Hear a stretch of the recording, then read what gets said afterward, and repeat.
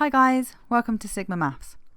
Today we're going to be looking at completing the square, which is a technique that you are expected to know for the GCSE in order to be able to solve quadratic equations and also so that you can find turning points when sketching quadratic graphs. So let's start by reminding ourselves what a generalized quadratic looks like. So if I were to pop up here, ax squared plus bx plus c represent a general quadratic expression. Now we'll start off by focusing on when a is 1. They tend to be the easier quadratics to deal with. So that would leave us just with x squared plus bx plus c.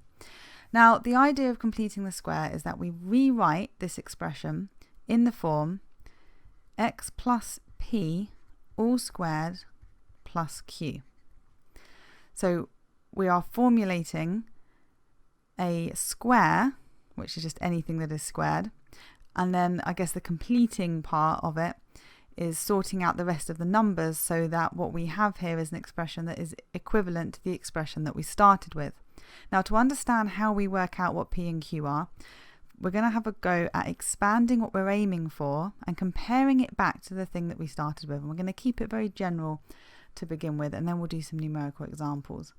So if I expand x plus p all squared, remembering really that that is x plus p in one bracket and x plus p in another bracket, so we cannot simply square the x and square the p, so remember to be careful of that. So what do we get when we do this? X squared plus px, so that's 2px plus p squared, and then we've got plus q, which we've just brought down from here. Now if we directly compare this with the expression that we started with, x squared plus bx plus c, so that we can find a relationship between the numbers in this expression and the numbers that we're aiming for, then if we look at this, so the x squared term's the same. If we look at the x term, then we can see that the 2p here must be the same as the b here. So our first conclusion then is that 2p is equal to b.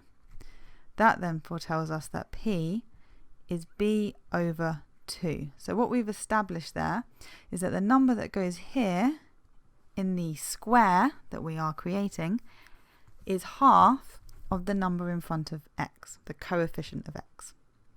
So if we were to write up a generalized formula for this, I'm going to pop this over here so we can refer back to it. It's going to be x plus, and then instead of p, we're going to fill this in with b over 2. So this is basically like a little formula to remind us that that's how we're going to find the number that goes inside the bracket. Now we can come back over here and have a think about the constant term that we've got here. So plus p squared plus q, that part must be equivalent to the plus c in the original expression. So we've got p squared plus q equals c. Now if we rearrange this to find out what q is, because we've dealt with the p, we want to find out what q is. So q therefore equals c minus p squared, and if we sub in what we already know for p, then that would be b over 2 squared. So let's bring that up over to our generalized formula here. So far we've got x plus half the coefficient of x all squared. Then we're going to minus the b over 2 squared, so that's this bit here, and then plus c. So if this is all looking a bit strange to you, don't worry, it will all make sense when we have a look at a numerical example, which we will do now. So let's see, example 1. Let's take y equals, so I'm creating an equation here, I'm doing that on purpose because I'm going to show you, once we've completed the square, what we can actually use the process of completing the square for. Okay, so we need to create our square, so it's going to start like this, and then as we've already seen, this bit of algebra over here told us that we are going to halve the number in front of x, so that would suggest that we should do a plus 4. Now to help this little bit over here make sense, let's just think for a moment, x plus 4 all squared. If I multiplied that out, I would get x squared plus 4x plus 4x plus 8x. And then the plus 4 times plus 4 I would also get a plus 16. So this bit is good. This is what I want. This matches this part of the expression. The plus 16, I don't need that. So we minus 16. This is minus the 4 here squared. That ties in with our formula up here where we're minusing b over 2 all squared. And then the minus 4 just comes down. That's the plus c in the formula like that. Okay, so then we can bring this together. X plus 4 all squared minus 20, and we have now completed the square. We have finished that algebraic method. Now, what can we use this for? Okay, one thing we can use this for is a minimum or maximum point. Now, if you already had a look at quadratics and graph sketching, then you should be able to tell me that this quadratic, x squared plus 8x minus 4, is a happy one. It's a positive coefficient, so it's a parabola that looks like this. And we therefore know we're working with a minimum point, not a maximum point. Now, let's have a little think about this. Minimum. So this is the minimum value of y we can possibly have. And if y equals a square number minus 20, then what we can think about is the fact that x plus 4 all squared, this thing cannot be smaller than 0. It cannot be negative because it is a square number. So the lowest that this little section here can be is 0. Therefore, the minimum value of y must be 0 minus 20, therefore minus 20. Yeah? Now, we get that minimum of y when, so y equals negative 20, when the thing in the brackets is 0. When x plus 4 is 0. Therefore, this is when x is negative 4. So what we can take from this then is that our minimum point is negative 4, negative 20. So this was just me explaining to you how we get to the numbers minus 4 and minus 20. In the exam, they're likely to ask you to put an expression, rewrite an algebraic expression in the form that we saw earlier, x plus p squared plus q, that kind of thing. Maybe not with the letters p and q, but with some letters to represent the unknown. So they basically ask you to complete the square. And then they'll probably ask you for the minimum point. And all you need to remember is that the y coordinate of the minimum point will always be the q, because we know that that's when this bracket is 0. And the x coordinate will always be negative p. So whatever sign this thing is in here, it will be the opposite sign, because it will be whatever makes this bracket go to 0, and therefore you've got your minimum point. If it is a maximum point, it means that your parabola is upside down and you've got a minus what would be here outside the front of the bracket. But the same process applies, the same way that you do. You just say when the squared thing is 0, the value I get for y is my, in that case, maximum value of y. Okay, let's do one more example.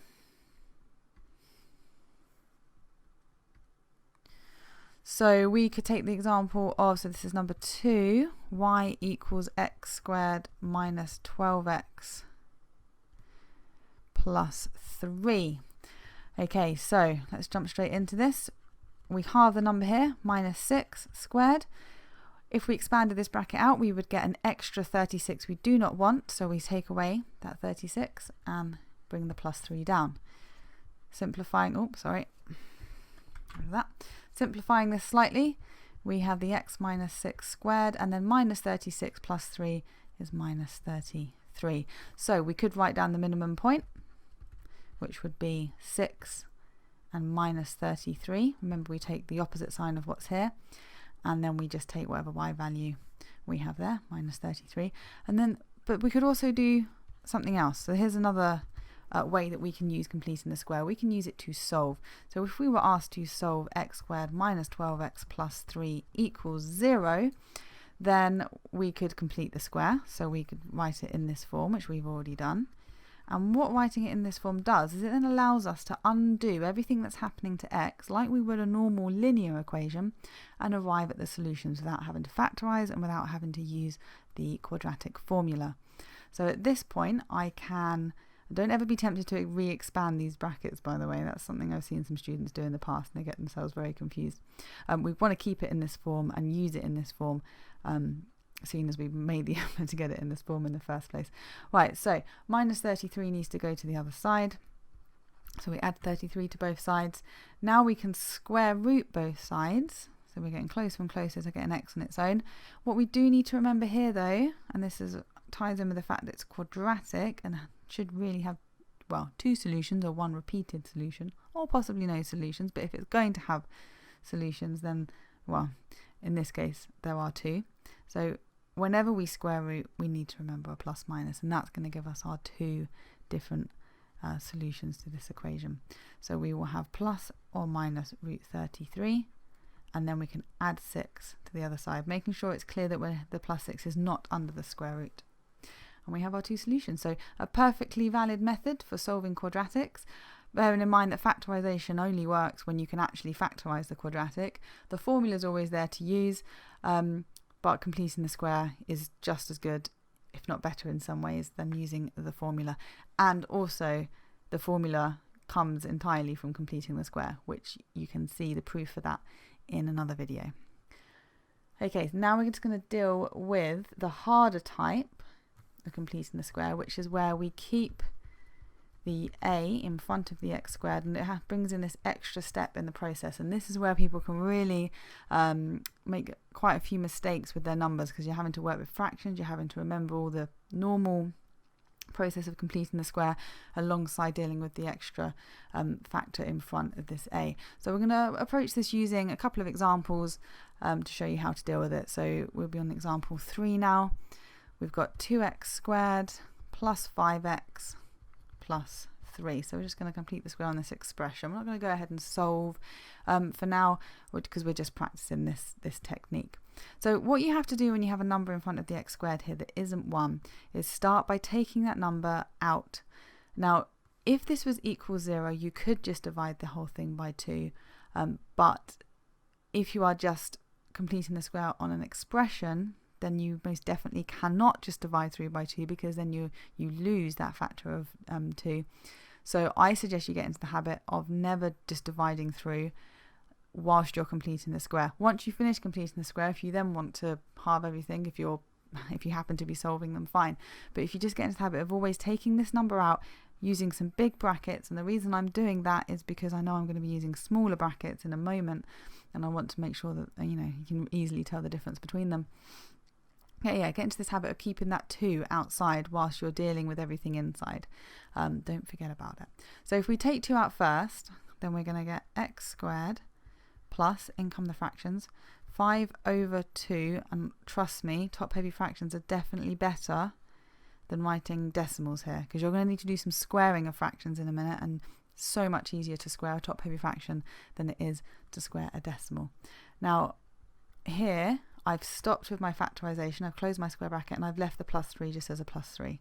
So I'm really focusing in on this bit here. This is the bit that I'm going to complete the square on. Then I'm going to bring the multiplying by 2 and the adding 3 back in afterwards.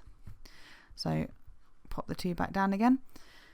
Now we complete the square. So now we say x plus, remember this bit here is always half of what's in front of the x. Now, quick way to halve a fraction, just double the denominator. You literally leave your numerator, unless you can halve your numerator, which we can't in this case, it's a 5. You just double your denominator. Careful here, a common mistake is to be focusing on what you're doing with this number here and halving it, and then accidentally putting an extra x in here, and that can really mess up what happens later on. So make sure this here really is just a number, and also remember to square your brackets, whereas we are completing the square after all. Now we subtract this thing squared, because that's the extra bit we'd get out of the brackets when we expanded, and this is the bit that I mentioned a moment ago.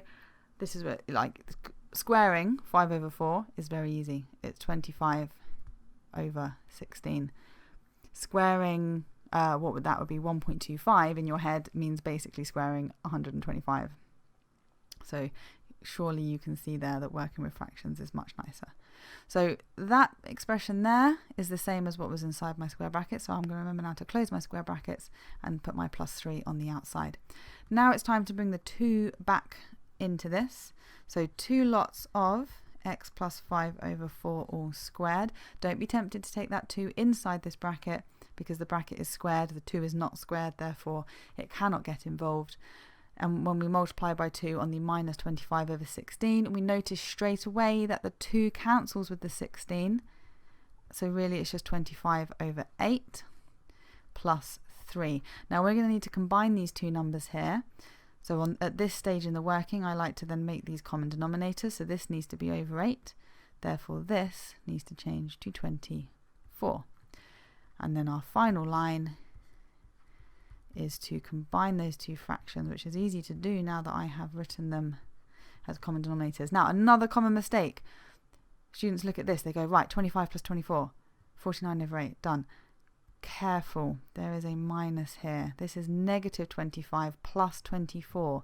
So actually it's just minus 1 over 8. I see that mistake all the time. So be extra vigilant. Be aware that it is a mistake that is made so that you do not make it yourself. So here we are, we're done. We've completed the square on this expression. Just to note quickly, if we did want to put down the minimum point for this, it's when this bracket is 0, which makes that 2 also become 0. So we know that our y value would be negative 1 over 8. The value for which this occurs is when this bracket is 0. So it's the opposite sign of what is just here. So it's minus 5 over 4. Right, one more example, and then you should have enough to help you with your completing the square when you are revising it and doing exam questions on it. What we're going to do for question 4, we are going to have a go this time. And we're going to make it just a little bit more annoying and put a negative 3 in front of the x squared. So let's show you how do you deal with, not only is the number in front of x squared not 1, but it is also negative. And the way we're going to deal with it is exactly the same as we have done over there. We're going to take the negative 3 out. And if it was negative 1, we could do the same thing. So just negative x squared, take the negative out.